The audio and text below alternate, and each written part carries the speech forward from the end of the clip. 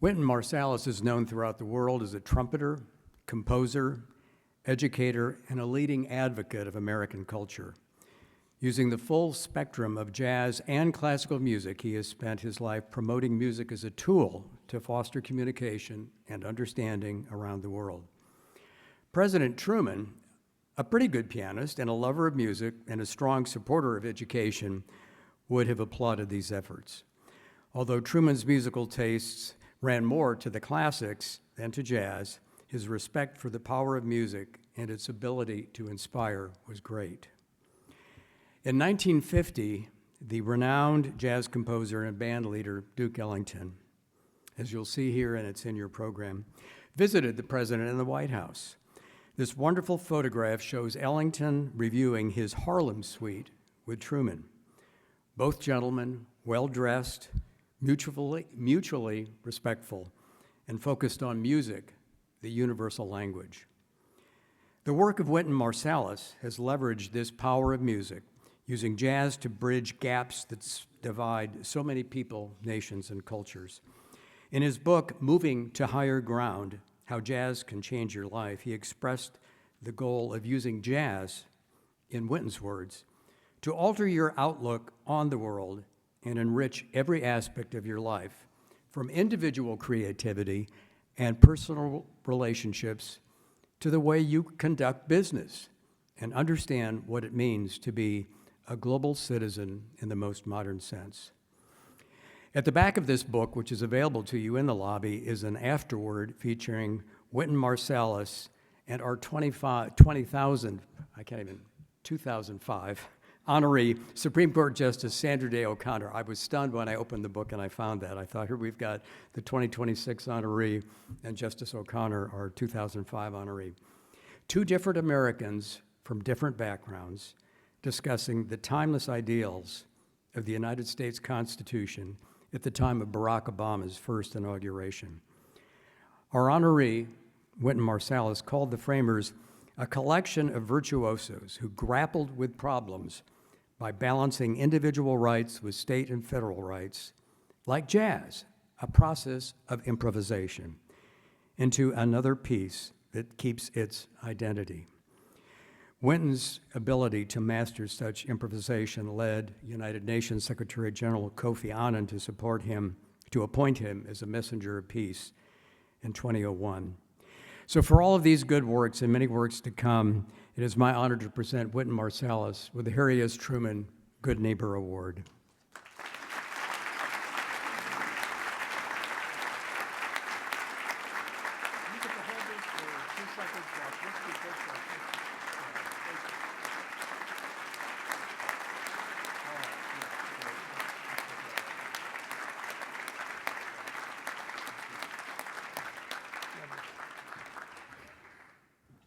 Thank you all so much.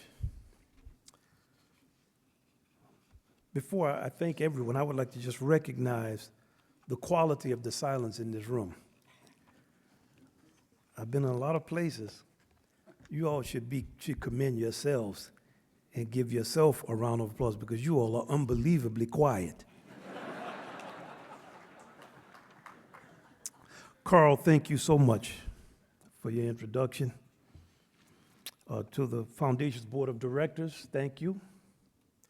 To the Awards Committee, thank you. To everyone on this august panel, thank you so much. I've come to this community many times over the years and played from the Folly to different places. It's always an honor and a blessing.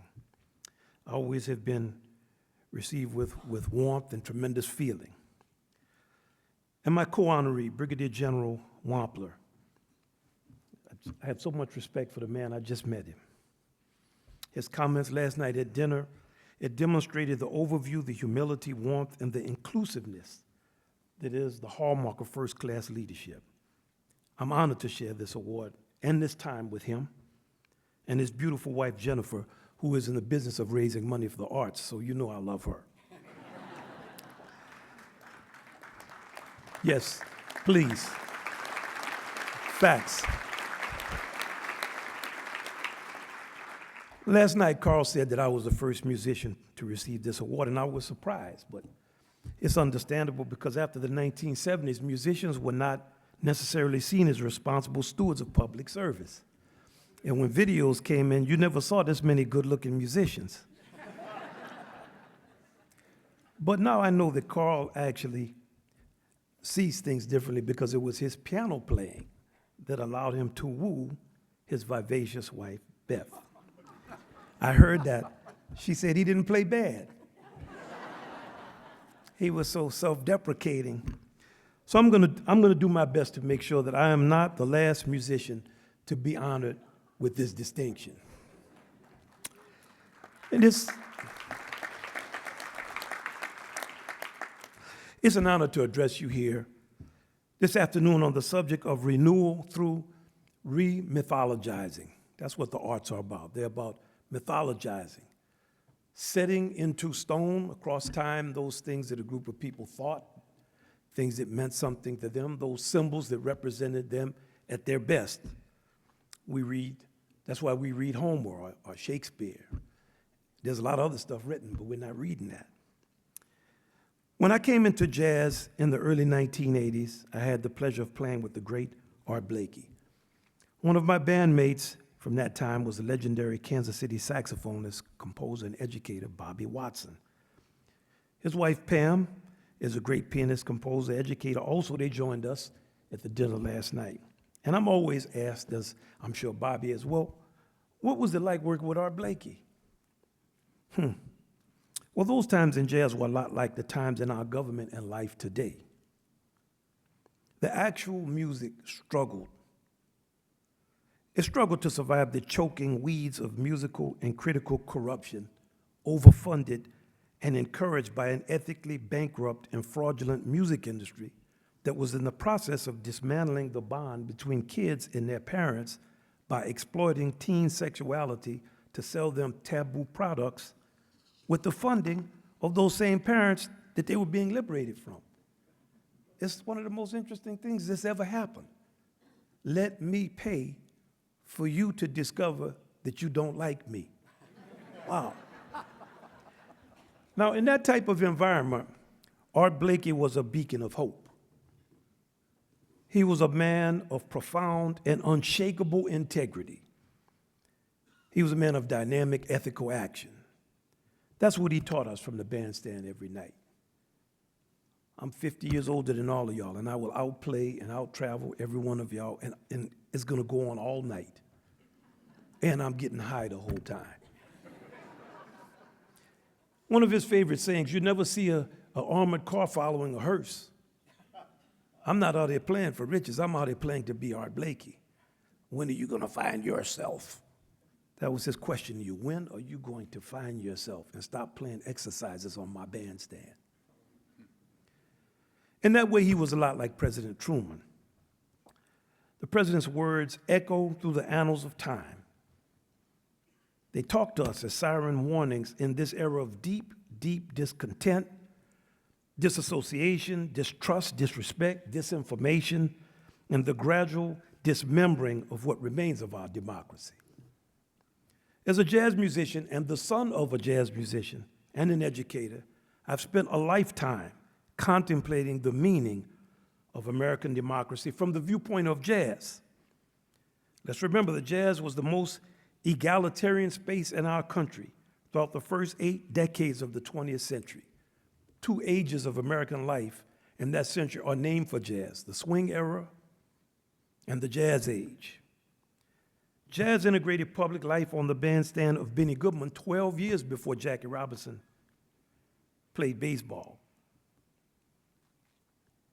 I got to shout out Buck O'Neill, who I was blessed to join in a public service film for the opening of the American Jazz Museum in 1997 right here in Kansas City. Buck was an unbelievable jazz fan.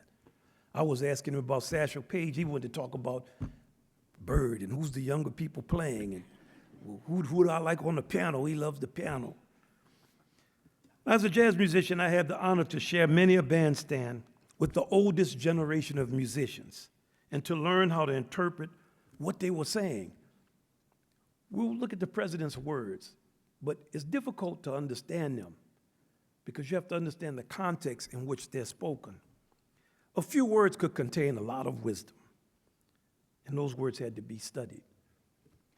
The rabbi talked about Ornette Coleman. I knew Mr. Coleman very well. I would go to his house, always 12, 1 o'clock in the morning. He would never talk at first. He just say, man, you got your horn? He'd pull his horn out, and me and him would sit down in a room, and he would just play and look at me. One night he told me, man, you know, your daddy and them drove from New Orleans to Los Angeles after I moved out of New Orleans, because he was in high school in New Orleans in the 50s with my father. And he said, man, they just came and said, we just came to see what you was doing, man. I said, what did y'all do? Man, we played for a couple hours, then they drove back home. And what he told me that for was to let me know these are the sacrifices that people make for each other when it's about this music. Dizzy Gillespie, I had the opportunity to play in a big band. Well, a big band means that you have to share space. If you play in a small band, you can solo all night. In a big band, you get 1 or 2 solos. I called Dizzy, I said, man, I have a chance to start this big band, but I don't know if I want to play old big band music. And he said, well. One should not consider it an achievement to lose one's orchestral heritage. Well, that was that. Let's get that big band. Dizzy was proud of his Baha'i faith because he said, no one gets hurt for what they believe. It is said that President Truman read the Bible twice by the time he was 12 years old. Well, besides ensuring that he would not be popular, surely the ethical framework set by the Old Testament's central question, am I my brother's keeper, which is resoundingly answered yes in the New Testament by Jesus, yes you are, was not lost on the president. He once said, I do not believe there is a problem in this country or the world which could not be settled if approached through the teaching of the Sermon on the Mount.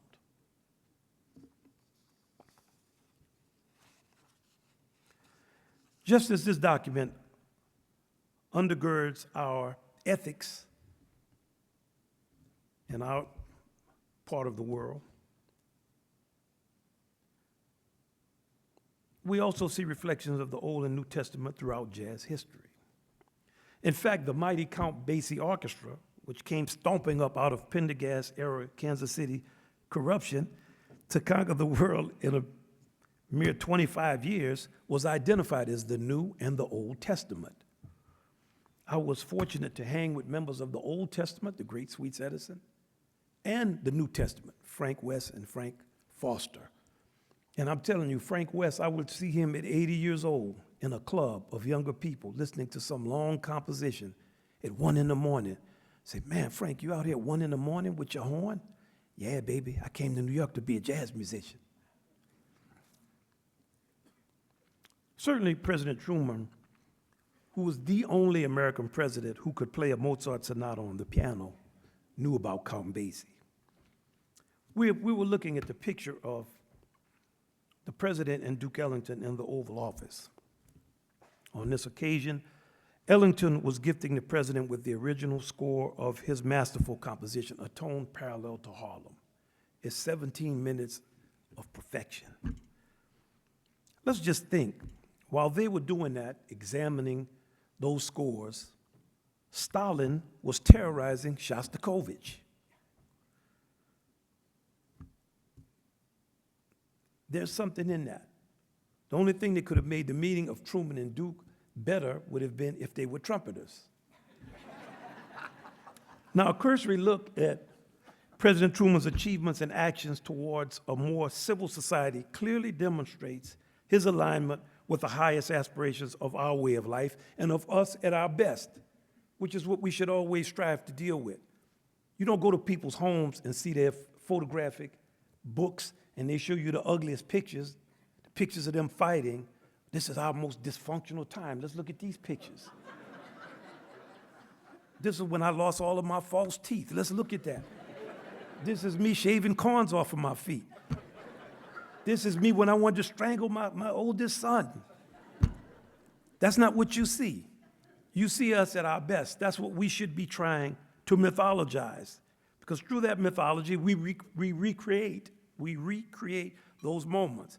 See, I'm thinking like the general and Carl, y'all made me laugh because when you have a piece of music to play that's very difficult, especially trumpet players in an orchestra, you never play. You sit for 280 measures, and then bam, you have to come in on a high part. So you'll be so worried about one part. Man, this part is coming up. You're looking at your music, and you know that part is coming. It's like a bug that's flying at you. That you will mess up the easy part. So then when you get to the hard part, it's okay. You already have had your mess up. I think that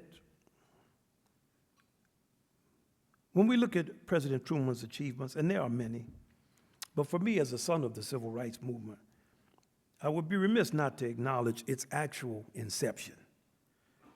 As the final legal vestiges of that transformative, completely national effort, it was not a black effort, it was an American effort. As they have just been spectacularly and publicly destroyed by our Supreme Court, and mind you, I've played at the Supreme Court 2 times, even presenting a new piece called the Integrity Suite. 2 years ago, it obviously did not work. Let us remember, I even had briefs to go with it. I'm serious.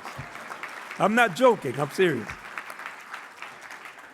Let us remember that President Truman in 1948 proposed Congress pass comprehensive civil rights legislation. In keeping with their traditions, Congress refused. So Truman issued Executive Order 9980, and well, other numbers are not that important. And they prohibited discrimination in agencies of the federal government and desegregated the United States Armed Forces. Now, we can go past that now, because we don't understand what the reality of that was at that time. We had just won World War II, and let's also not forget, it's the first time on the face of the earth that a nation had a supreme weapon that could be used to dominate and subjugate everyone in a very clear, unequivocal way. Since the Mongols came up out of the steppes on horses, the United States chose not to do that. For us now, it's okay, we chose not to do it. That was a big thing to choose not to do. It's like sometimes I talk about George Washington passing up a kingship. And people say, yeah, well, he was rich, so, you know, he had slaves. Right, but has anybody offered you to be the king of anything? So we can go past historical points and not contemplate them fully and understand actually what's in these lessons. After World War II, when the military was at a certain point, Truman said, man, we can't have a situation where German soldiers are treated better than our own American soldiers. We need to do something about this. As we live in a time where we have an administration that's trying to reverse these things, and I don't relegate the administration to Republican or Democrat. It's a national issue. There's a lot of complicity on all sides. Let's be sobered as we pass through a post-civil rights America with a homeless population of others who occupy our city streets like walking ghosts. Let's look at our education system as it becomes less and less effective and more divided by race, class, and everything else. And let's reflect on President Truman's words. I think the fundamental purpose of our educational system is to instill a moral code in the rising generation and create a citizenship which will be responsible for the welfare of the nation. What of the welfare of the nation? You know, the platitudes and talking is familiar. We've heard it in our families. It's familiar. We've heard it. And it's easy. We've become inured to hearing statements about what we must do and what we should do. And unfortunately, what should be never is. In order to improve, we have to take what I call meaningful action. And meaningful action is just something you really don't want to do. You've gone to that 5th person to lose those 25 pounds, and they insist on telling you, drink water, sleep, exercise, don't eat certain foods. And you know there's some pill or something for $9.99 on the internet that's just going to make you lose some weight and be fine.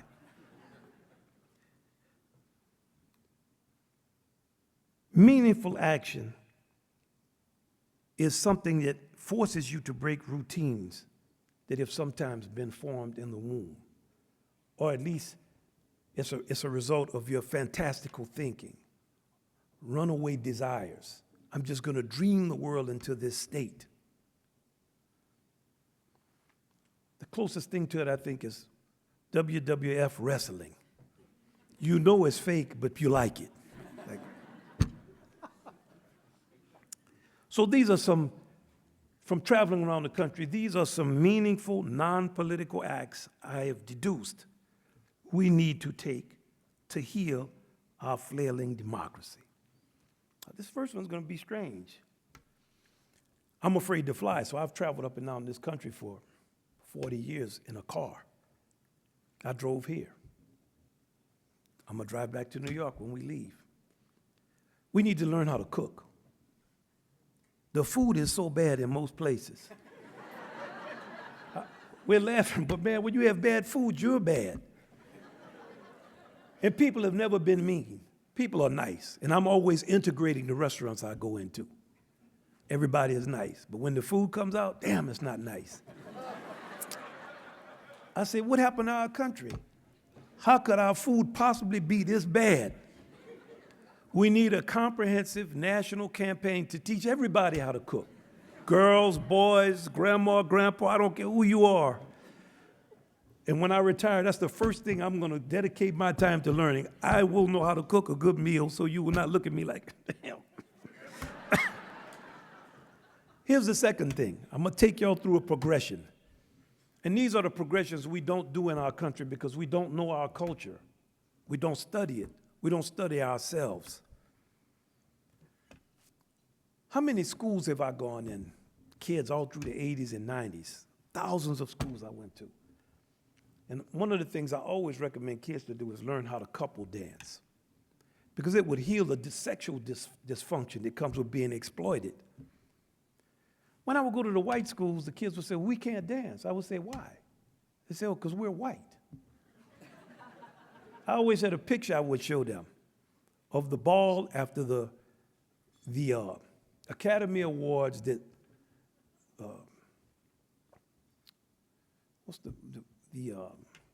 the Wizard of Oz won for the best picture. And I showed them the ballroom. I said, look at who's on the dance floor. All these people not dancing. When this country was segregated into the suburbs, it went out somewhere for a dream of non-integration. And what it left behind was this culture of adult dancing. That was a mistake. Now adults don't dance, and kids are the only ones that are part of any type of ritual of courtship. For the adults, it's, oh, when I was in high school, we were. Man, adults, we're going to do much more than what some kids are doing. I had to always tell my children that, of which I have 5. Listen, whatever y'all think about doing, not only have we been doing it, my great-grandma was doing it. You don't have to worry about it. We need to bring back public dancing for adults. Now, we can't imagine in the state of the music we have now any old people wanting to dance to that. And you're right about that. We need rituals of courtship. And above all, we need the reintegration of the ages. The one singular advantage I can feel I had over my peers was the fact that I was regularly around people in their 80s and 90s when I was in my 30s, in a meaningful way. Bring the old folks back and make sure that we are integrated. Now, as our current government goes about taking us out of the modern world into a dark space of insulated arrogance and self-aggrandizement, let's return to the teachings of President Truman and discover another thing he has in common with jazz. The achievements of the greatest people are unknown and not reflected in the contemporary practice of the art.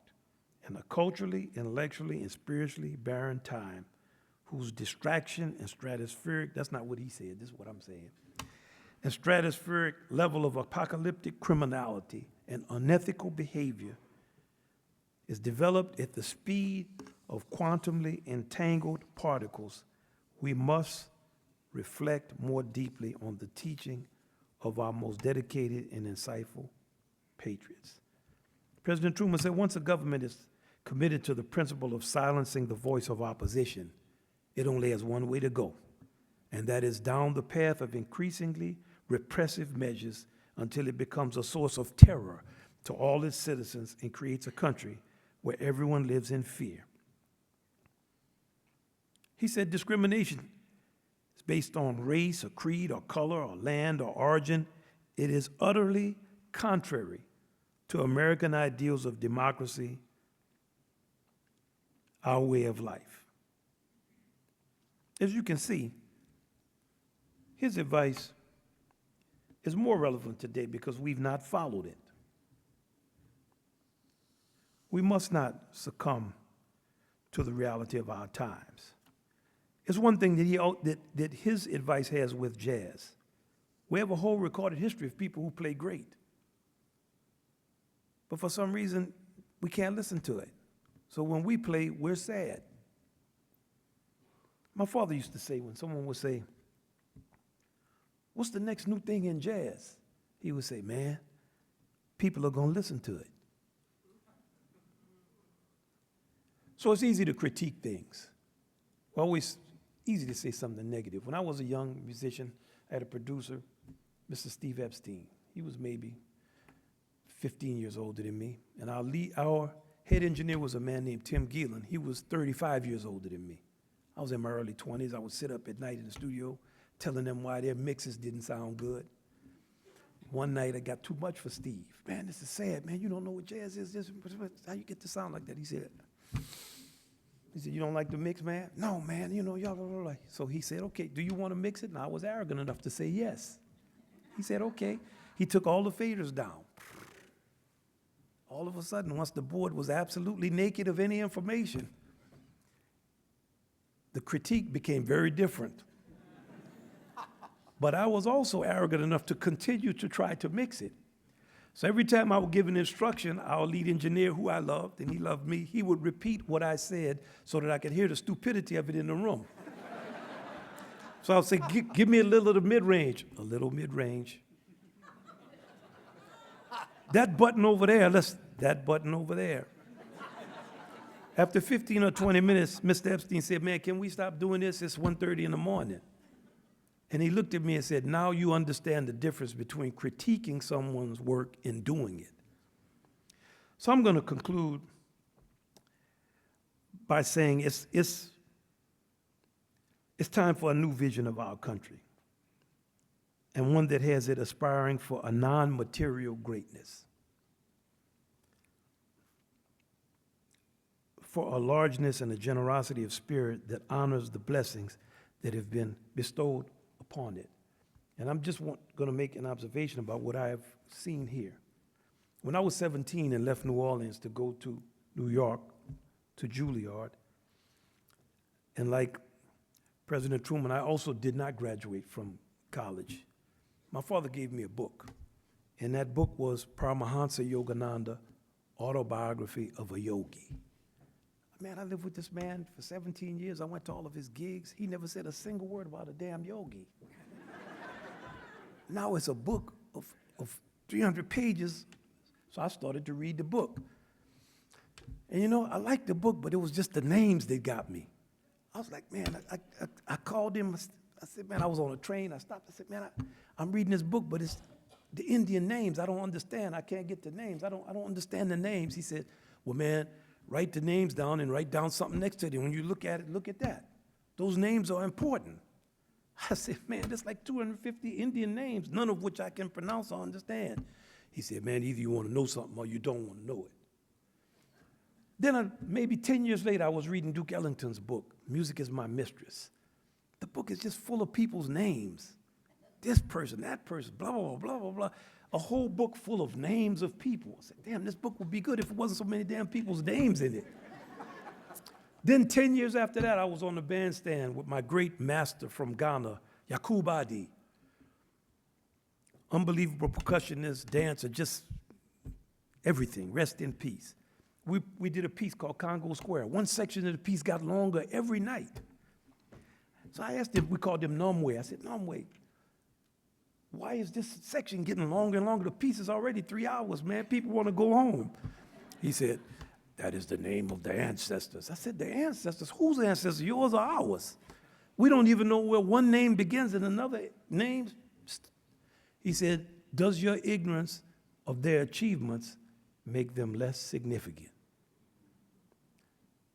So, in concluding, I just want to say how great it is for us to recognize the achievements of President Truman and for us to gather in community and talk about him and what he was about, to give scholarships to our young people, to embrace them, to initiate them into the actual feeling of democracy and its possibilities.